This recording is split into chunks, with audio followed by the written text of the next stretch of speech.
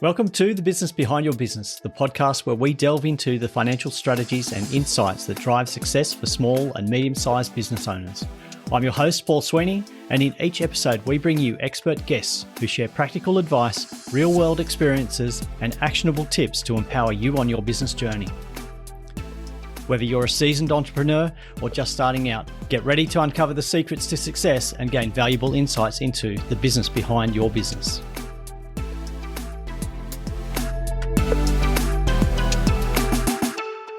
About 30 years ago, I sat down with one of my first real clients as a qualified accountant, and they handed me a business plan. It was 47 pages long. It had beautiful financial projections, market analysis. It had a SWOT table. And when I asked them, have you looked at this recently? They said, honestly, Paul, I haven't opened it since the bank approved my loan.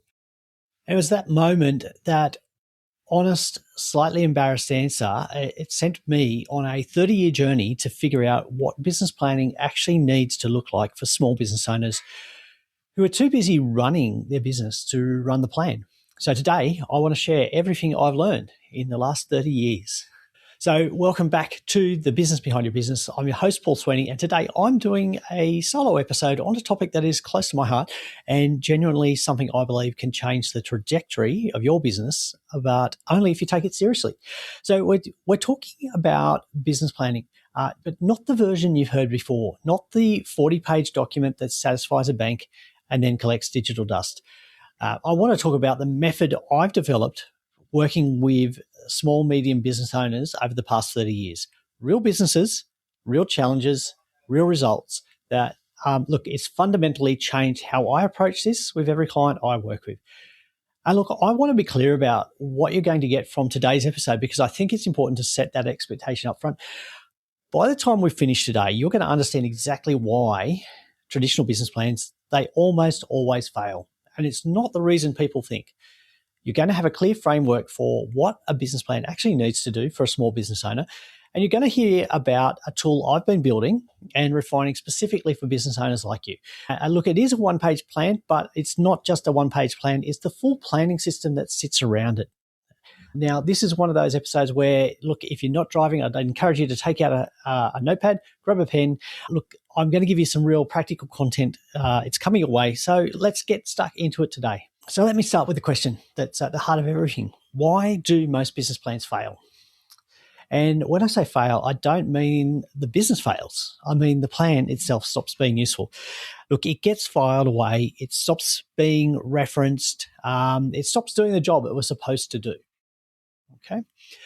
And look, in my experience, there are three main reasons this happens, and they're all connected. The first reason is the complexity. Traditionally, business planning templates, the kind that you find on government websites, the kind that banks ask for, the kind that the business schools teach, they're built for a completely different purpose than what you, running your business, need them to do. They're built to satisfy lenders and investors. They're documents of persuasion, not documents of navigation. And so they end up being long and detailed and full of sections that are genuinely, look, they're only useful for a bank's credit committee, but almost completely useless to you on Tuesday morning when you're trying to figure out what to focus on this week. So the second reason is that they're static. A traditional business plan, it's written at a point in time. It captures the world as it was when you wrote it. Your assumptions about the market, your projections, they're all based on the conditions that may have already changed by the time you finish your plan. You know, your strategy as it existed before your three biggest competitors all shifted their pricing last quarter. And if the plan hasn't moved, when that business moves, it becomes irrelevant. And as soon as it becomes irrelevant, it doesn't get used. It's as simple as that. The third reason, number three, and this is the one I think is most important, there's no actual operating system around the plan. A business plan without a rhythm is like a GPS without signal. It might know where you want to go, but it's got no idea where you are right now, and it can't recalculate when you take a wrong turn. The plan needs a system, a regular discipline of checking in, reviewing, adjusting, and using the plan as a genuine management tool. And look, without that system, the plan, it is just a document. a very useless document. And that's the insight that's driven everything I've been building over the past 30 years. So the traditional business plan that, often I see them, and I went through this process. So many years ago, I had to prepare a business plan outline for a client, and it was for immigration purposes. And they had to prove how their business was going to be successful and how it's going to employ so many people in Australia. And it was a great plan.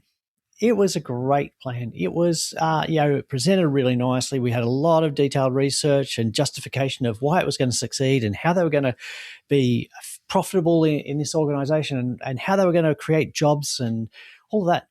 But as soon as the client actually came there, I think pretty much it got filed in the round filing cabinet and not used again. Okay. It was really a document designed to get an answer, a document to persuade an outcome, but not a document to actually help them plan and navigate and operate their business on a day-to-day basis. And because it was just there to persuade and get a response, it got the response it needed. But after that point, it was useless. It was useless after that point. So they moved forward without the plan. And in fact, any of the good work we did in the plan in coming up with the strategy, because it was buried in that 40-odd page document, it wasn't an active planning tool. It wasn't a planning tool. Instead, it became a historical document. Okay? It's finished. They got the answer they needed. They've moved on. They don't need what's in that plan anymore. Okay? So it's a frustrating thing. And look, to be honest, did they get value out of that process? Well, the answer for them was, well, yes, we got the outcome we wanted. We were able to immigrate. We were able to purchase the business. We were able to start. And we wouldn't have been able to do that without that document in place. So it got that response. But if we looked at the value of actually all the effort and time and research and, opportunity costs involved in us preparing that plan for them and their time involved as well, the honest answer is that it wasn't a really useful experience. And that's why a lot of people are burned by the experience of preparing a business plan and never go back to it because of that very thing. They spent a lot of time creating a document, but it wasn't valuable after the point.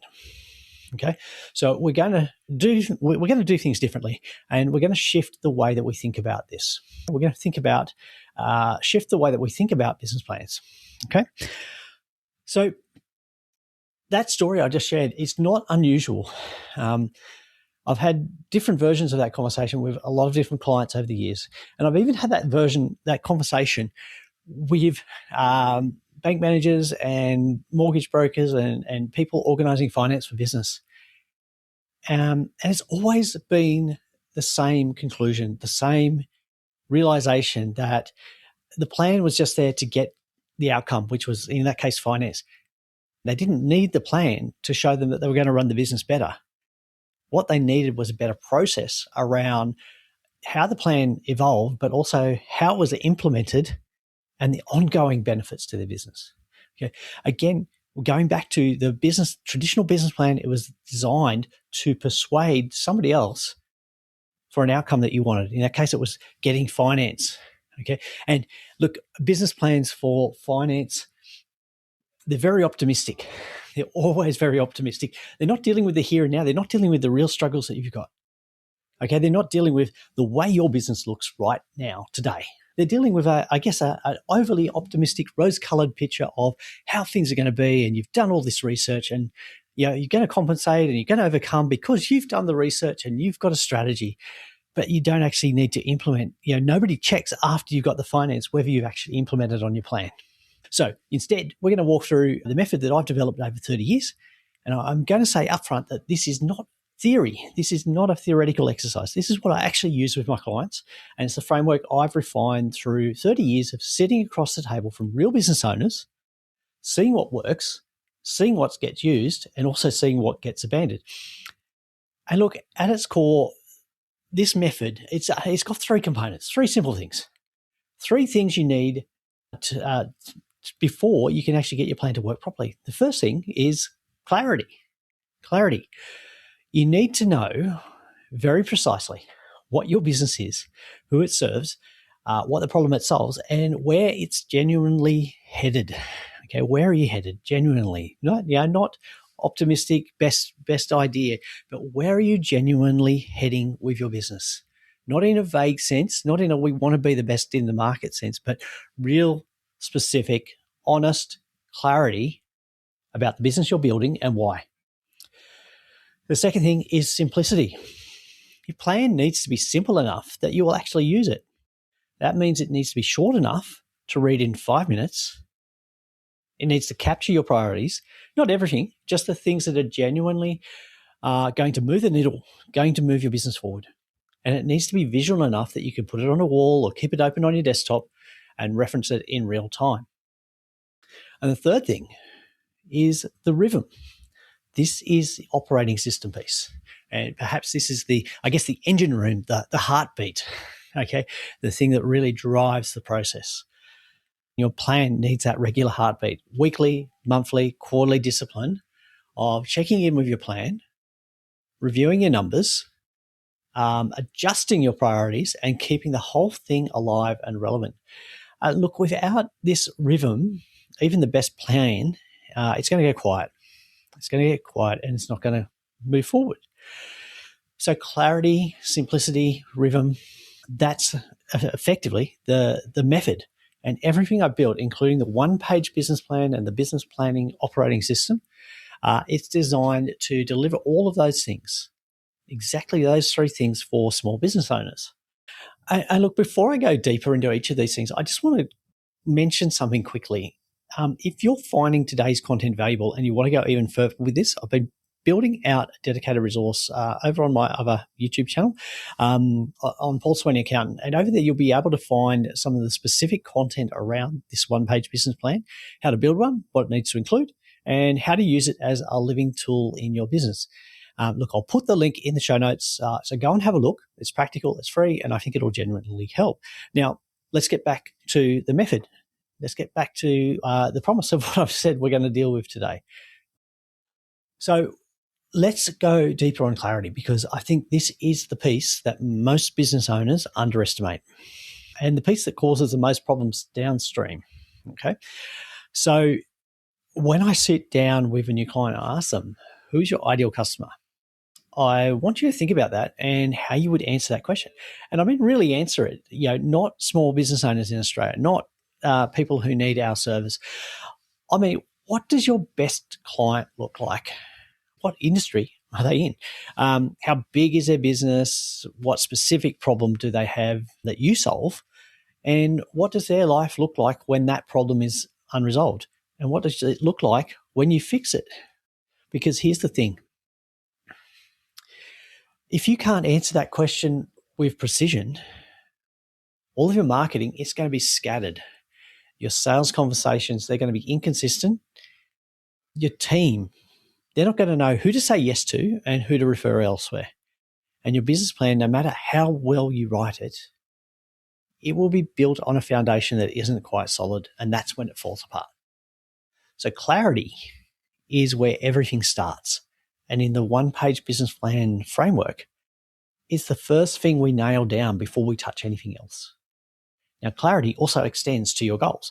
And here I want to say something that might push back a little on conventional business planning wisdom.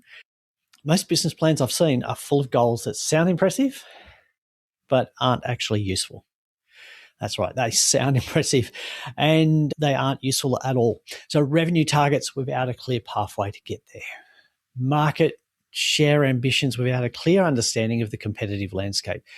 Growth objectives that growth objectives that really nobody in the business has actually signed up to.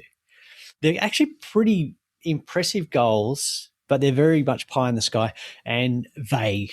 There's no specific detail about them in terms of, okay, we want to grow profit, but what does that mean now? What does it mean in the next 90 days? We want to grow our share of the market, but what's the stepping stone? In 3 months' time, what's going to be achievable? What's the goal that we should be actually realistically achieving or are looking for? You need to have goals that are honest, specific, and connected then to the actions that you're going to take to make them real. So 3 to 5 things maximum that your business is genuinely committed to achieving. Look, in the next 12 months, not 20 things, not a wish list, but 3 to 5 things. And look, to be honest, I'm going to say just pick 3.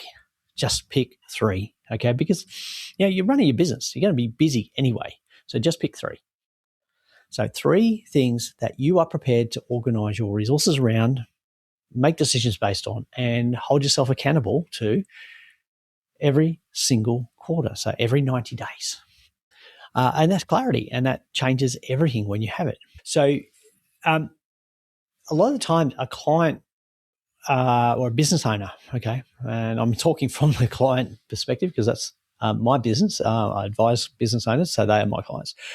Look, a client or a business owner who doesn't have clarity about their ideal customer and working, we work through this exercise with them to try and get that clarity, because if you don't have clarity about who your ideal customer is, all of your sales approach and your marketing is going to be way off target. I remember working with a client once, and we were talking about their marketing strategy. And instead of actually sitting back and defining what the marketing strategy was, well, in fact, they skipped the first step. They jumped forward.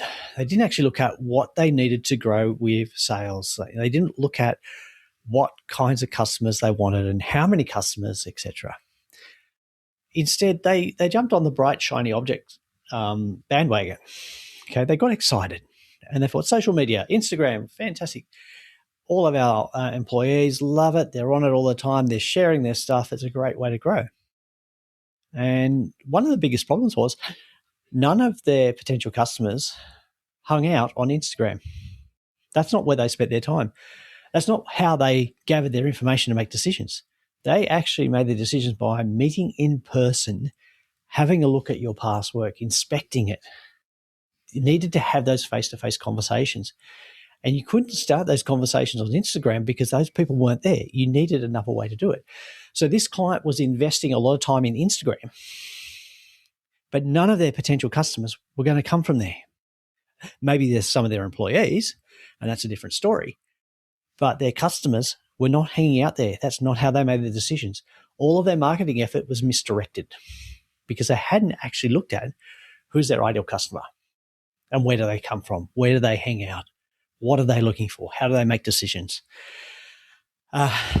So once we changed that, they stopped spending all their time on the Instagram marketing.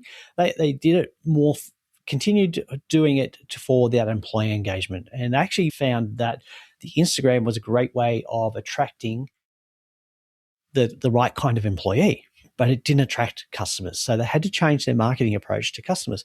And as soon as we got that focused, the energy went not into the social media time drain, but actually went into connecting and having real conversations, getting in front of decision makers, demonstrating value. And at that point, that's how they grew the customer base.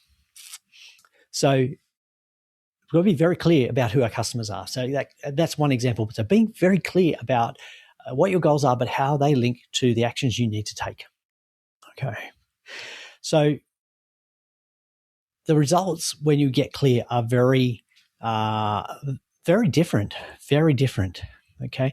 They're actually more aligned with you achieving your goals. And look, that's really important. It is really important. It doesn't just make your plan better. It makes every decision in your business easier. And because you've done the hard thinking up front, every other decision becomes easier. Okay. You've already done the hard work. You've created your plan, your strategy. You've determined your actions.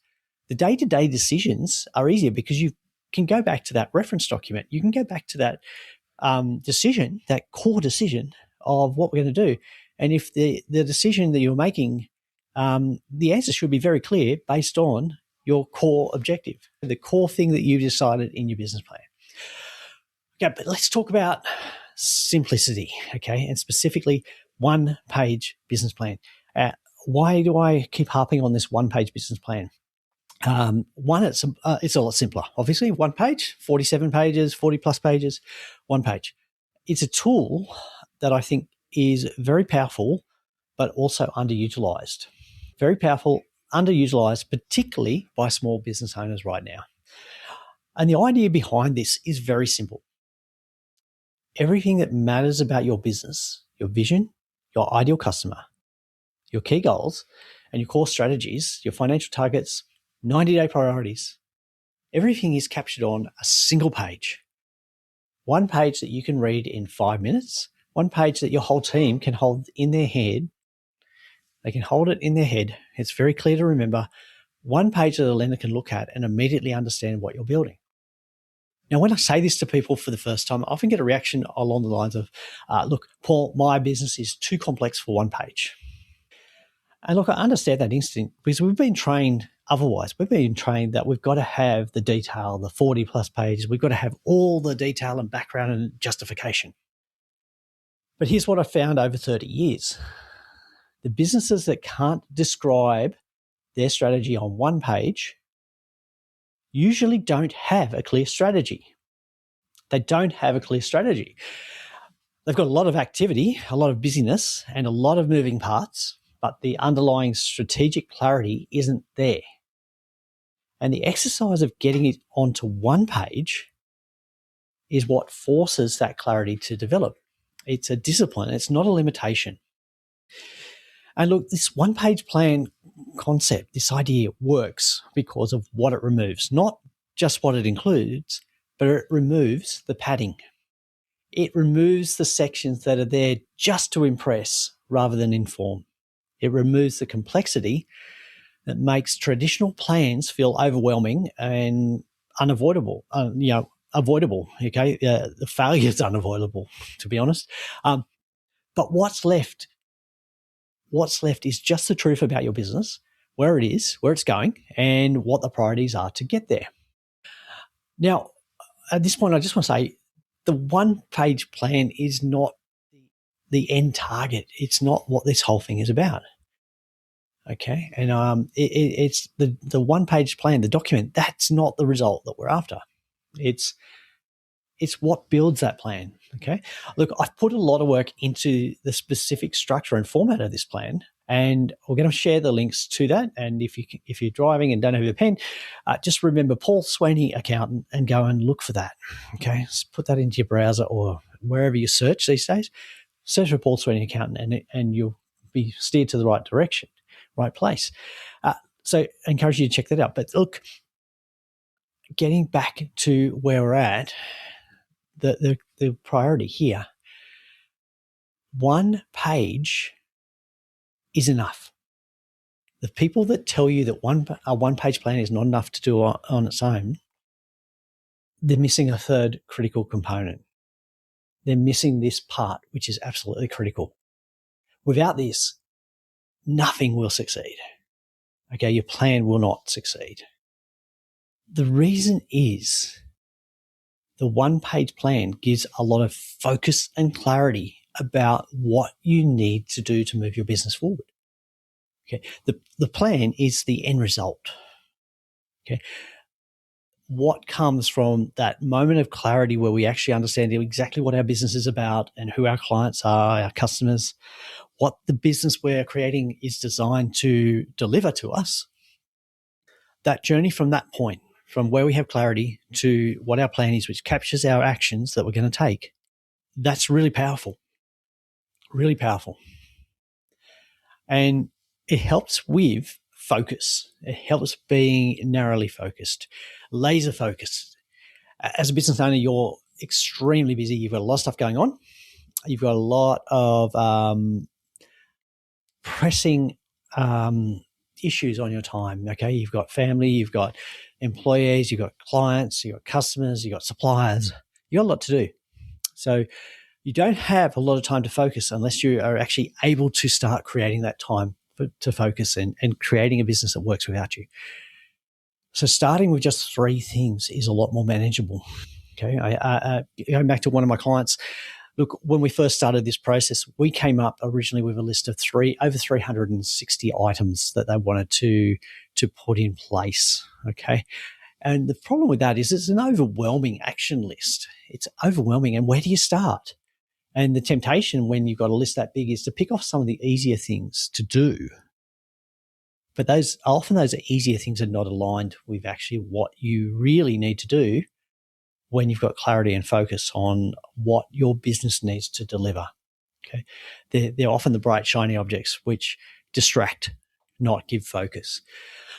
So working with this client with over 360 items, we narrowed it down to 10, or we came down to the top 10. The 10 items that had the biggest priority in terms of moving their business forward and helping them actually turn around a really bad situation. They'd gone from a small profit to $500,000 loss in 1 year because they lost focus. So we're helping them re-engage, helping them refocus on what was really important to the business. So they said, no, 3 items is not enough. We can get 10. And I said, no, just pick 3. Anyway, they won that argument. They took 10. But after a month, I said to them, look, how many of those items have you actually implemented? And they said, none. I said, why not? I said, well, we didn't know which one to start with, and we didn't have time, and we just got busy. So we corrected that situation, got them back. Here are the 3 things, 1, 2, 3, that we're going to focus on. What are we going to do to get that done? Who's going to be allocated to them? What resources do you need? What time? Book the time in, get it done. And within the next month, they'd done those 3 things. It was achievable. They had focus. They had clarity. It wasn't a complex situation. We narrowed it down to 1 page, limited the things that they needed to focus on, took away that decision fatigue, took away that distraction, the disruption. And the outcome that followed was amazing. They went from a $500,000 loss to a $400,000 profit. What I'm saying here is that the plan, it doesn't matter whether it's 1 page or 40, it's only going to be as good as the system that's driving it, that's keeping it alive. And that's the most important thing. The third thing, the final component here. So this piece, the rhythm piece, okay, the operating system, this is the piece that most business owners and honestly most business advisors, business coaches, they miss this entirely. And without it, everything else is going to fall apart. The clarity fades, the 1-page plan gets filed, the 40-page plan, let's not go there. And 6 months later, you're back to running your business by instinct and hoping for the best. So what does rhythm actually look like? So let me give you an example of a simple structure.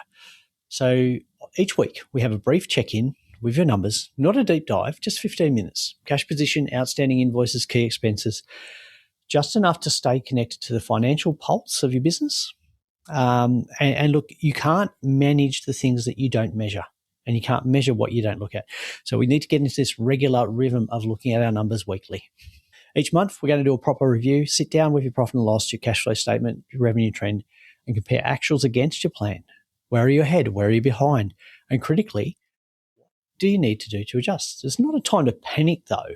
You don't panic about the variances. It's time to understand them and respond with an intelligent response, not a panic response. Each quarter is when you do your strategic reset. You go back to your 1-page plan. Are your goals still the right goals?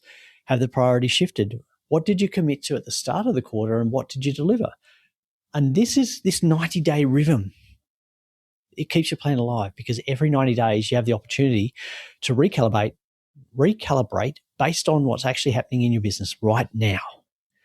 And annually, look, after every 4 quarters, we're going to do a full rebuild. Every year, we're going to revisit the whole plan, the vision, the ideal customer, the goals, strategies.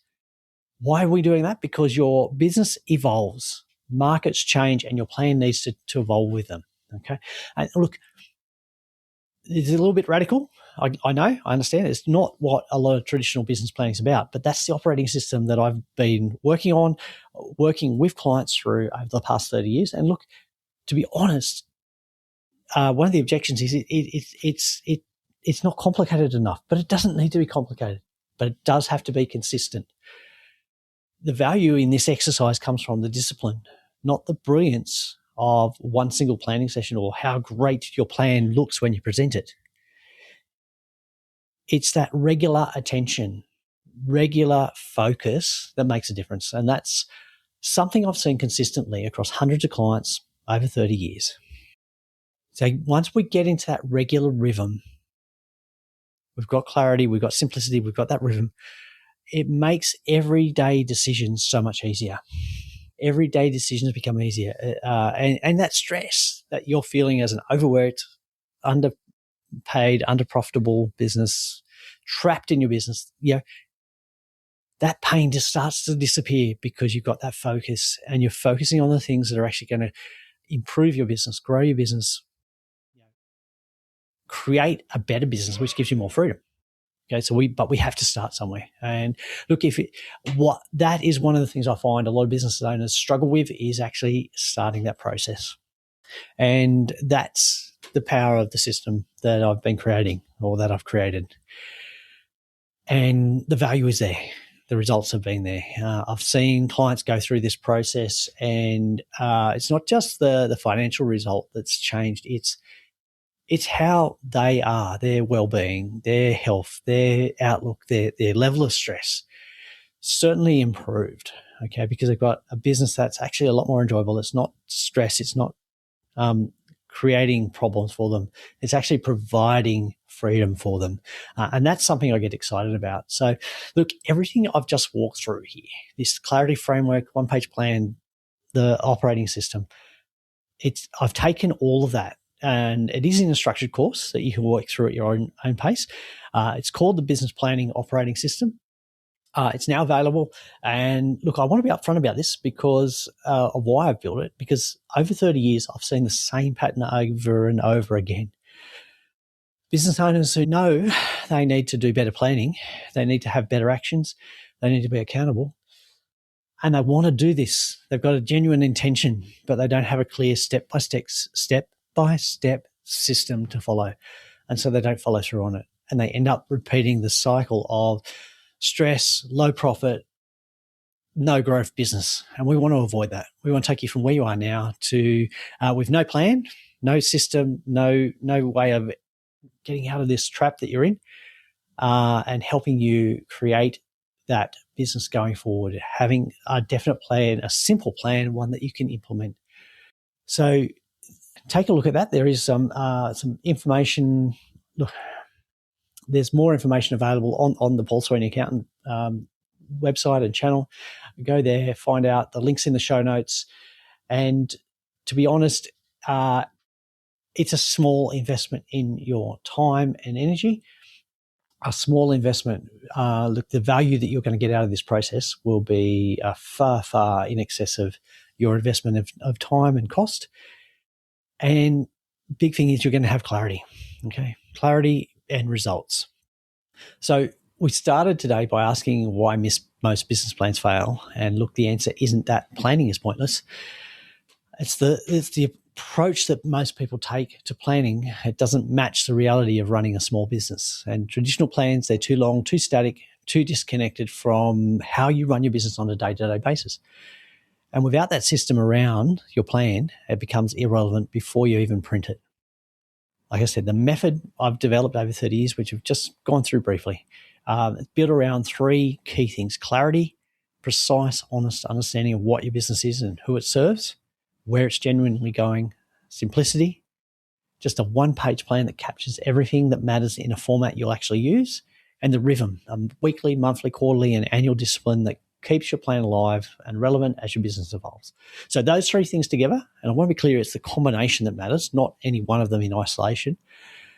That combination is going to give you something powerful and a strategic advantage that every small business owner needs. Clarity about where you are, clarity about where you're going and what you need to do next. Not in theory, not in practice, every week. And look, here's what I want you to do after today's episode. I don't want you to go away and write a 40-page business plan. I want you to do one thing: pull out a piece of paper or open a blank document and answer this question. What are the three most important things my business needs to achieve in the next 12 months? Just three. Write them down, be specific, and then ask yourself, is everything I'm doing this week actually moving me towards those three things? And that's the starting point. That's where clarity begins. And from there, everything else in the method builds. So if you found today's episode valuable, if it's got something you're going to take away and actually use, I'd love it if you would share it with another business owner who needs to hear it. We're trying to help as many business owners as we can, and your sharing of this information, this episode, the content here, it genuinely matters. And don't forget, head over to Paul Sweeney Accountant website, as well as the Business Behind Your Business website. But on that Paul Sweeney Accountant website, you can find your one-page business plan, your free one-page business plan template, the resources, And the operating system course is there available now, and all the links are in the show notes below. So until next time, thank you for joining us, thank you for listening, and keep growing the business of your dreams. That's a wrap for this episode of The Business Behind Your Business. We hope you found today's discussion insightful and valuable for your business journey. Before we go, don't forget to subscribe to our podcast on your favourite platform. Share it with fellow business owners who could benefit, and send in your burning questions because we love hearing from you. Missed any of our previous episodes or looking for additional resources to help grow your business? Head over to our website at thebusinessbehindyourbusiness.com. There you'll find our full archive of past episodes, along with show notes, transcripts, and links to valuable resources mentioned in each episode. Your journey to business success continues at thebusinessbehindyourbusiness.com. Until next time, stay inspired, stay informed, and keep building the business of your dreams.